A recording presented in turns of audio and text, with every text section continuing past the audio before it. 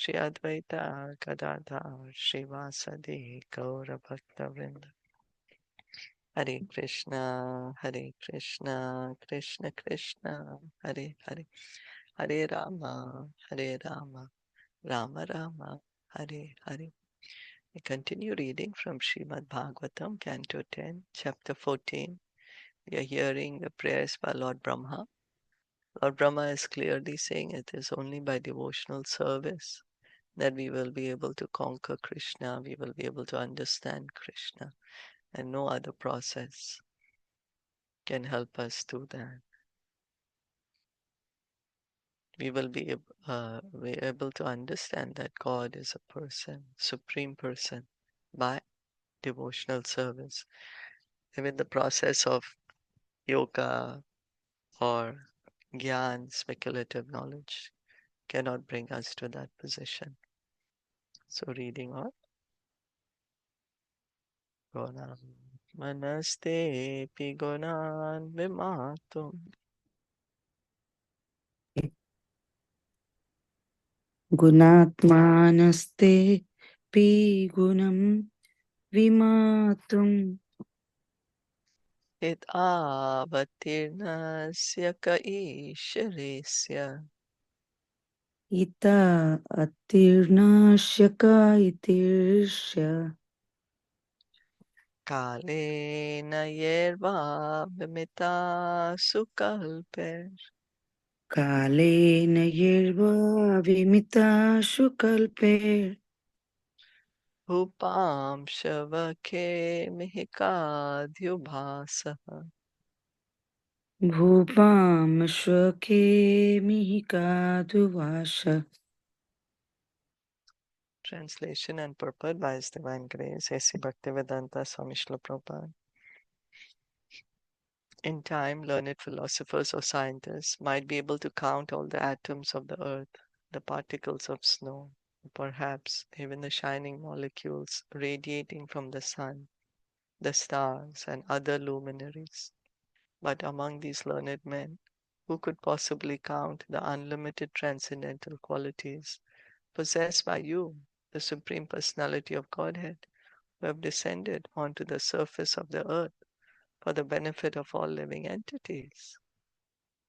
Srila Sanatana Goswami explains that Lord Krishna is Gunatma, the soul of all superior qualities, because he gives them life. For example, one may discuss in an abstract way such qualities as generosity, intelligence, and mercy, but they come to life only when a living person exhibits them. Thus, Lord Krishna is Gunatma because he descends to the material world and re-establishes religious principles by exhibiting all good godly qualities himself and inspiring them in others. So here Lord Brahma is saying that Krishna is a living example of all these beautiful qualities. And the Sanatana Goswami is explaining this. And then Srila Prabhupada is explaining we may say, oh, intelligence means like this, or to be generous means like this. But when Krishna comes, he shows us how he is generous, how he is so intelligent, how he is so merciful. He shows these qualities to us. And he inspires these qualities in others. When we think about, how Krishna, how merciful, Putana came to kill him, and yet he just took her milk and gave her the position of a nurse. Who can be more merciful like him? So by thinking about Krishna's qualities, then we can also develop these qualities. Krishna has these qualities in full, unlimitedly. We can have to our own capacity. A living entity who develops the transcendental qualities found in the Lord receives immeasurable benefit and eventually goes with the Lord back to his own abode, where all living beings are liberated and fully endowed with the transcendental nature. So in this way, the practicing devotee, he meditates on Krishna's qualities, and then he can have these qualities in himself. We living entities, we have this quality that we reflect Krishna's qualities. Just like सोना चांदी sun का reflection को reflect करते हैं, they are bright, they're shining because they're reflecting the light of the sun. So they have that quality. So living entities, we have the quality to reflect Krishna's qualities. So the more we associate with Krishna by hearing and chanting his name, hearing about him from Bhagavatam, hearing from him from Bhagavad Gita, the more we will imbibe these qualities, and then we can also live with him in the spiritual world, Goloka Vrindavan, along with the other devotees. Srila Sanatana Goswami further explains that the Lord manifests a specific spiritual quality for the benefit of each living entity. Since there are innumerable living entities within the confines of the material creation, the Lord manifests infinite qualities. Thus, every conditioned soul can appreciate the Supreme Lord in a particular way. So Sanatana Goswami is saying that the Lord, there are innumerable living entities. There are living entities everywhere. And what Krishna does, that he exhibits a specific quality which the living entity is attracted to. And in this way, as there are innumerable living entities, the Lord has innumerable qualities. So that every living entity can appreciate the Lord in in the way that, we may, like someone may be most attracted by Krishna's compassion, merciful nature. Somebody may be attracted by Krishna's fame. Somebody may be attracted by Krishna's beauty. Well, beauty, everyone's attracted by his smile. But, there's like going to be a special attraction to one of his quality, a particular way to appreciate the Lord. This is what Sanatana Goswami is explaining. Is that okay? Yes. The example is given here that even if the most learned scholars could someday count the particles of earth, snow, and light, they would still fail to understand the qualities of the Lord. In this example, earth, snow, and light are progressively more subtle. Thus, it is to be understood that there is an increasing difficulty in counting their virtually infinite particles. So, the comparison is given. It's so difficult to count the particles of light or particles of snow or particles of earth, right? So earth is more gross. It's easier to count particles of earth than to count particles of snow. And then to count particles of light is even more difficult. So one may be even able to count all the particles of light, but yet one will not be able to finish speaking the glories of the Lord, will not be able to understand the qualities of the Lord.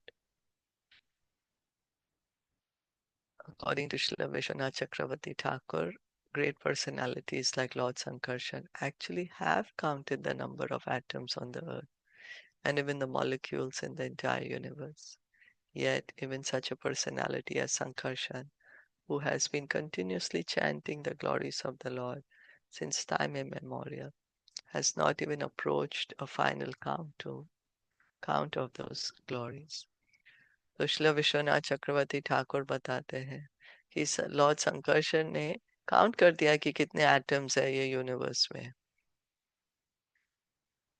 पर वो कृष्णा के गुण गा रहे हैं और अब तक उन गुणों का अब तक गिनती खत्म नहीं हुई है. He's still, since time immemorial, he's speaking of the glories of Krishna, speaking, unlimited glories of Krishna.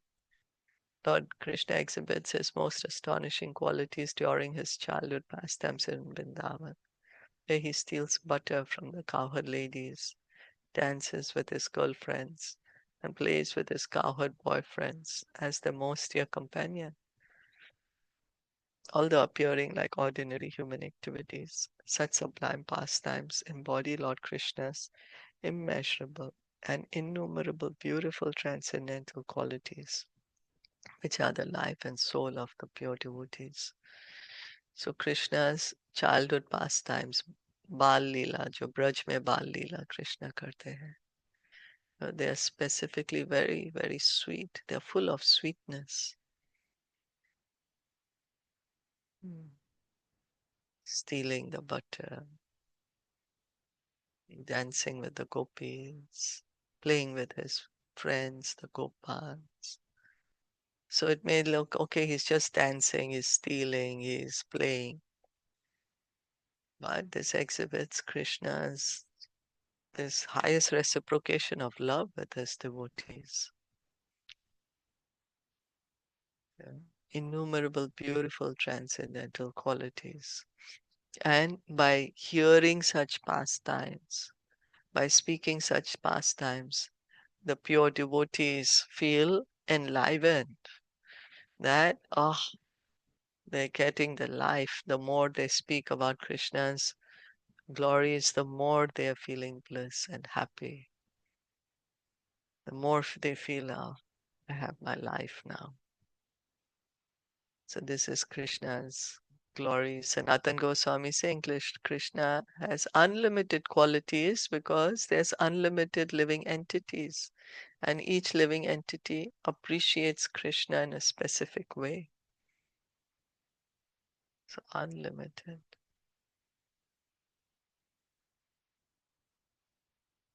So this next verse is very famous. It's very widely quoted by many devotees. Even Srila Prabhupada would quote this.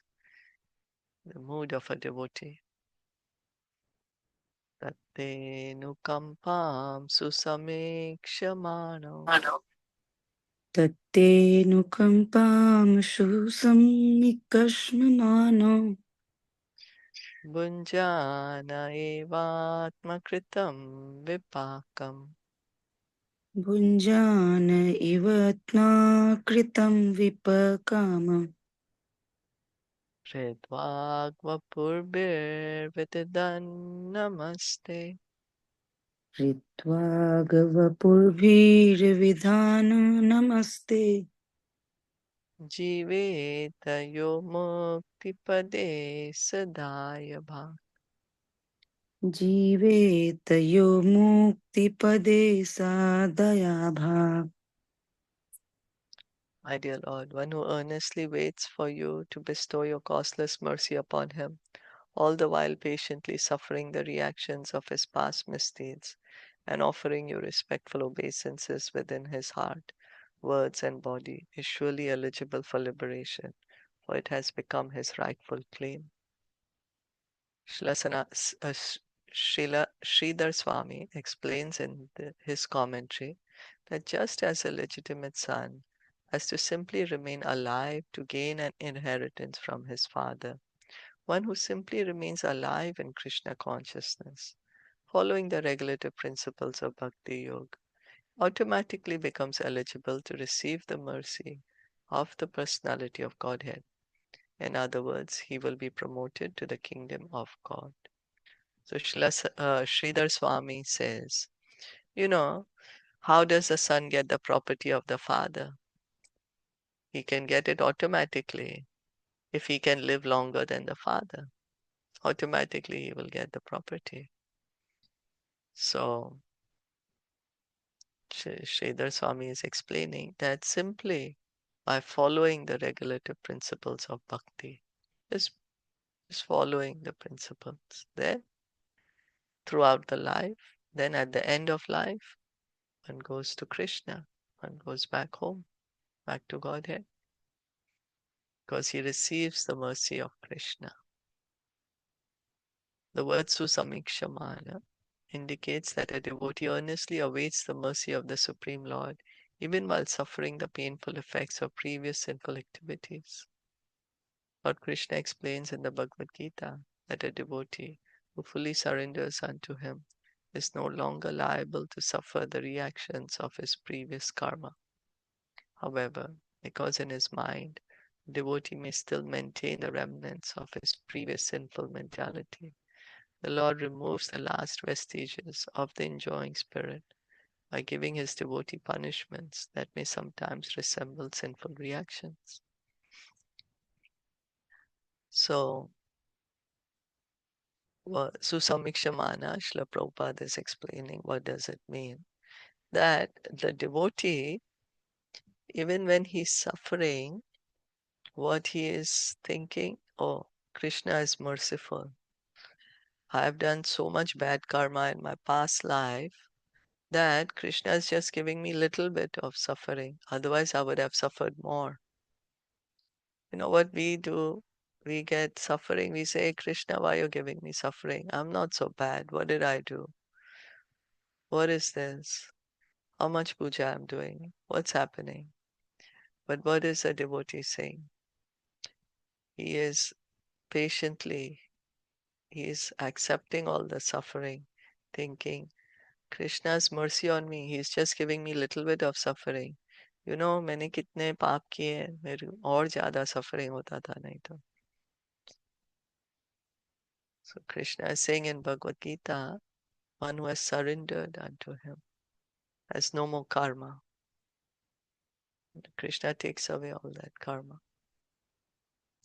But in the minds of, the devotee may still have traces of this enjoying spirit, because after all, we have been in the material world for a very, very long time. So then, Krishna may arrange certain situations to help him give up this enjoyment spirit. It appears that it is, suffering due to past karma. But for a pure devotee, there's no past karma. Krishna takes away all the karma. This is Krishna's arrangement to help devotee give up whatever little bit material attachments he may have.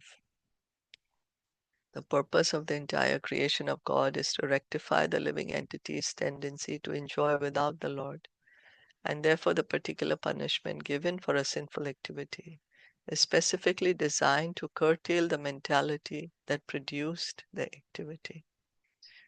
So we are here in the material world because we say, oh, I want to enjoy separate from Krishna. I don't want to enjoy together with him. So then Krishna creates this material world. And in this material world, we are given an opportunity to rectify this thinking, because our real enjoyment is actually with Krishna. So then what happens is we want to enjoy in a particular way. Then there is a particular punishment given to us to help us give that way of thinking. So exactly, so to help us give up this kind of attachments, there's particular punishments. Although a devotee has surrendered to the Lord's devotional service, until he is completely perfect in Krishna consciousness, he may maintain a slight inclination to enjoy the false happiness of this world. The Lord therefore creates a particular situation to eradicate this remaining enjoying spirit. This unhappiness suffered by a sincere devotee is not technically a karmic reaction. It is rather this Lord's special mercy for inducing his devotee to completely let go of the material world and return home back to Godhead. So Krishna is seeing that this devotee, he is trying very hard to come to me, but because of being in the material world very long, still some attachment is there to this material world.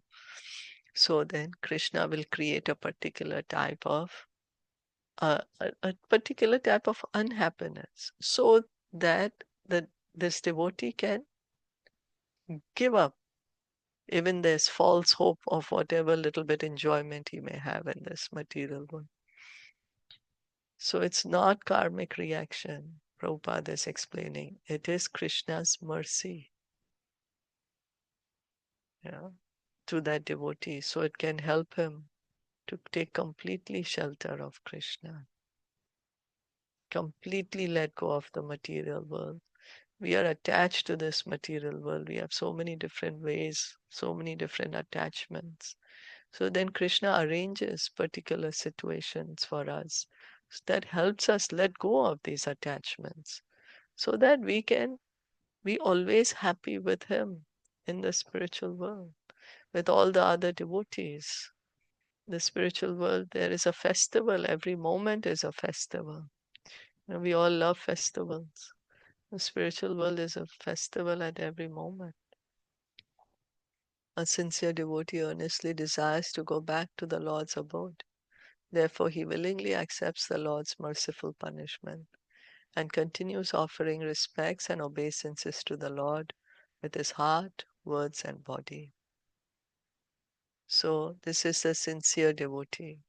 Sincere devotee is not saying, "Hey Krishna, why are you giving me this suffering? What is happening?" No, he wants to go back to Krishna. He understands that, okay, I have some kind of attachment. Still, Krishna is helping me remove this attachment. So he is grateful to Krishna and continues offering respects and obeisances to the Lord with his heart, words, and body. Such a bona fide servant of the Lord, considering all hardship, a small price to pay for gaining the personal association of the Lord, certainly becomes a legitimate son of God, as indicated here by the words Dayabha. Just as one cannot approach the sun without becoming fire, one cannot approach the Supreme Pure Lord Krishna without undergoing a rigid purificatory process, which may appear like suffering, but which is in fact a curative treatment administered by the personal hand of the Lord. So, to live in the sun, we have to get a fiery body. Otherwise, we will get burnt, right? We have to take that quality of fire to be able to live in the sun. So, similarly, Krishna is supremely pure. So, if we want to live with Krishna, then we have to purify ourselves. And the process of purification, it appears like suffering, but it is a treatment for us. Like the surgeon, we have a boil, then the surgeon will do some surgery to take it out. It's painful, but it's good for us. It's going to help us heal, become healthy again. So this is how it is compared. Krishna gives us Krishna creates certain situations for us to help us give up those attachments, so that we can always be happily associating with him. Is that okay? Yeah. So beautifully explained. Yeah. So then next time we have a suffering, we can understand, oh, Krishna is arranging so I can come closer to him. Krishna loves me, so he wants me to come back fast to him. And of course, we can't be fanatic about it. There may be some practical things that we needed to be done. So we need to take care of that too, at our level. Our level, we may have some things which we are neglecting, and that's the reason the suffering is there. So we have to consider, what is it that I'm neglecting. But the the higher idea is Krishna is helping me let go of my material attachments.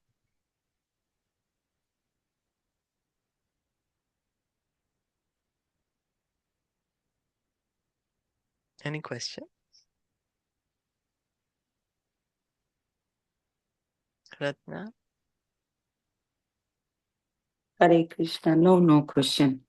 I understood. Yeah. Okay. Then we'll stop here. Thank you all for listening and enjoying. Srimad Bhagavatam ki jai, Shla Sure. Prabhupada ki jai, Gaur Bhakta Vrinda ki jai. Hare Krishna.